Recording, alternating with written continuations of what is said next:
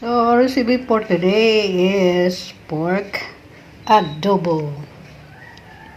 So, ayan po. Yung garlic, red onion, paminta, yung buto, hindi dinurog yan. At saka yung kasim, itong ating soy sauce. At lagyan na rin natin ito ng oyster sauce. Hindi ko lang naipakita tuloy ang ating vinegar. Just a minute, guys. Luto tayo ngayon. So, ayan guys. Umpisa na po tayo sa ating recipe ngayon na adobong baboy. Ayan. Lagyan natin yan.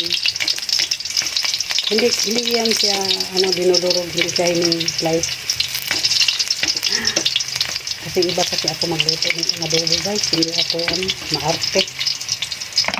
And the next is siyempre ito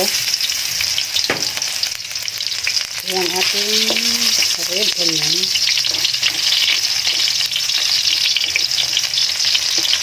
basic lang yan, basic way magluto.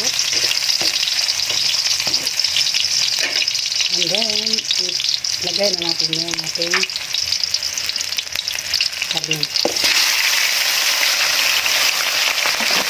Lagyan na natin.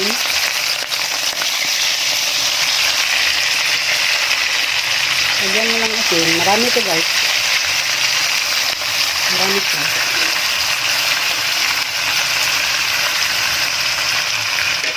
Lagyan na ang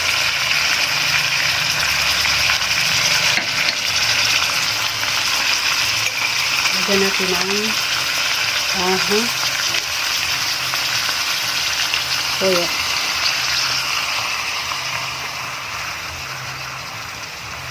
Ilasin ko na yan toyo guys. Ano naman, konti na naman yan.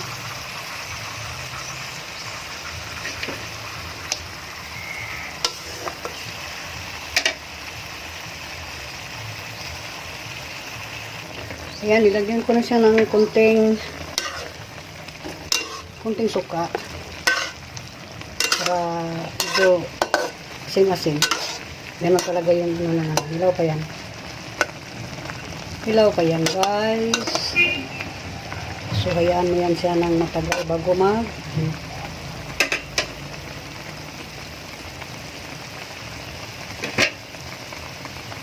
papuluan mo lang.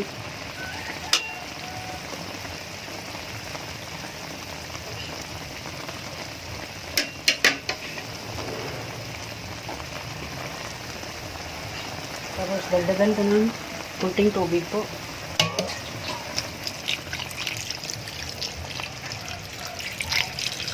Ayan. Ayan ng kunting tubig para pang niya, lumambot. Lambutin ng karne. Ayan. Takpan. So kulo to the max lang po tayo guys.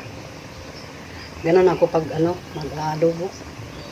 Yan muna yung isang kukulo. Siguro takes mga 3 to 4 minutes yan. Tapos, hayaan mo yung isang bababa. Anong nangyari sa camera? Bababa yung tubig. Kasi dinagdagan ko ng kunting tubig yan para medyo lalambot. At lutong-luto. Kasi ang adobo, alam naman nyo, kunti lang naman yung sabaw niya, di ba? Ito naman talaga ang nagpalasa dyan. Iba ako magluto niyan guys, wala yung hindi ko nilagyan ng bay leaf. At yung iba naman, lagyan nila yan ng yung tawag dito, bell pepper. Atin hindi. Ganyan lang siya. Ganyan lang yan kasimple. Yung kasim yan guys, yan ang ginawa kong adobo. Ubusin ko na yan pagluto para pwede na yan din yan sa pangsahog pag ako ay magluluto ng halimbawa magugulay. Pwede na din yan siyang isasahog mo. So, doble na yan. Ilagay mo lang sa isang lalagyan. Hindi naman yan masisira. Kasi wala yung kamatis. Ayan. Kulo na siya ng kulo. Ayan. Yung camera natin is din. O, diba? Marami pa siyang sabaw. Kailangan siya bababa talaga yung sabaw. So, maya-maya pa yan guys. Saka na natin ilagay yung oyster sauce natin pag lapit na talaga siyang mababa lahat yun hanggang sa may mantika na. Maya uli. So, ayan guys. Yan na ang ano niya ngayon. Malambot ito. Hayaan mo siya hanggang sa bababa. Yan kanyang sabaw. May ano din, may tubig yan. May timpla na to. Ang kagandahan nito guys, pwede mo siyang i-stack lang sa isang lalagyan, tupperware or ano bang lagyan ninyo dyan, Pyrex ba? Nag-promote pa si madam. Pagkatapos, ano na, yan. Pwede mo siya pang sahog. Hindi mo naman maubos ito sa kakain ng ano. Marami kasi ito, inubos ko na lang pagluto eh. At saka nilagyan ko na ito ng palasa na din. Wala itong bitsin, ito lang. Mandagdag ng pakyut-pakyut ba. Ganito talaga ako mag-adobo guys. Hindi ako yung maraming kaikikan. Hanggang sa bababa ito, hindi mo natakpan. Para bababa na yung ating sabaw. So, huwag takpan. Kanina ko nang tinakpan para ano siya. Ayan na yan. Ang ating adobo. Pork casing.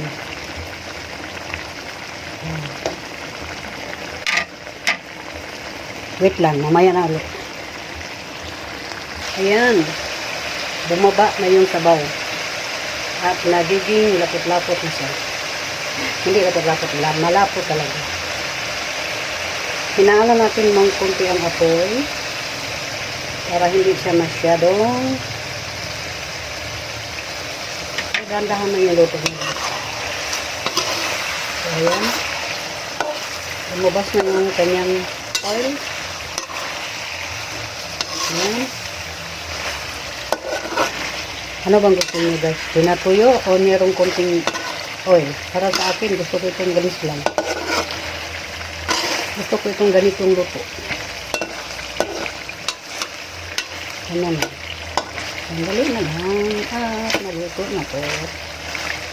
Ang iba kasi, lagyan talaga ito nila ng ano. Sa akin, hindi na. Kasi nga, double purpose itong adobo ko. Adobong kasim. Ano nangyari ba dito? Tabingi man itong ano ko guys. Tripod. Ayan, pwede na yan kainin. Oh. Lutong-luto na yan. Oh. Ano pang hinahanap dyan? Basta yung apoy, wag lang talaga malakas.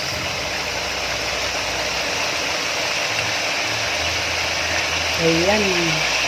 Ayan na.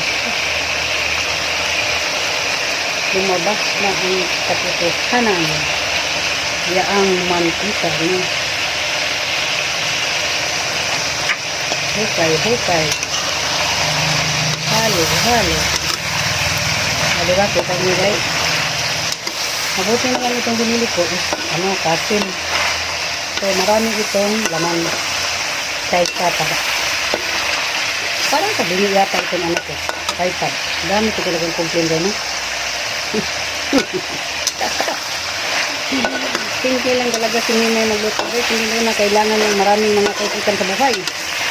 Ayan, luto na yan. Kanina pa yan. Sabi nila dito guys, sa luto ko, sa aking luto na adobong kasim ng pork. Andali na lang. Para medyo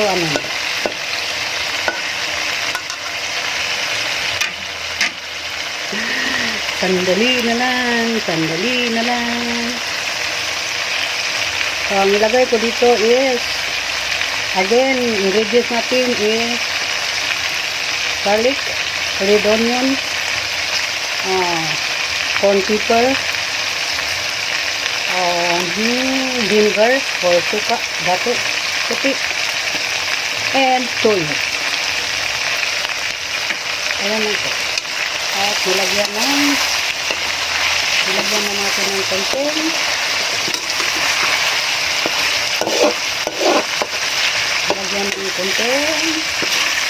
yan o, gano'n mantika guys. At yun. Yung iba dyan, kukunin nyo yan mantika. Ang sa akin naman, talagang sinuga ko yan.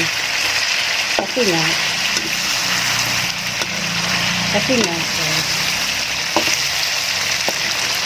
lagay ko ito sa ref.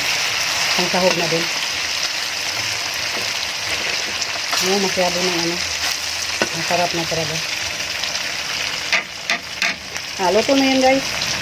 Okay na yan. Ox na yan. Ayan. So, kainan na.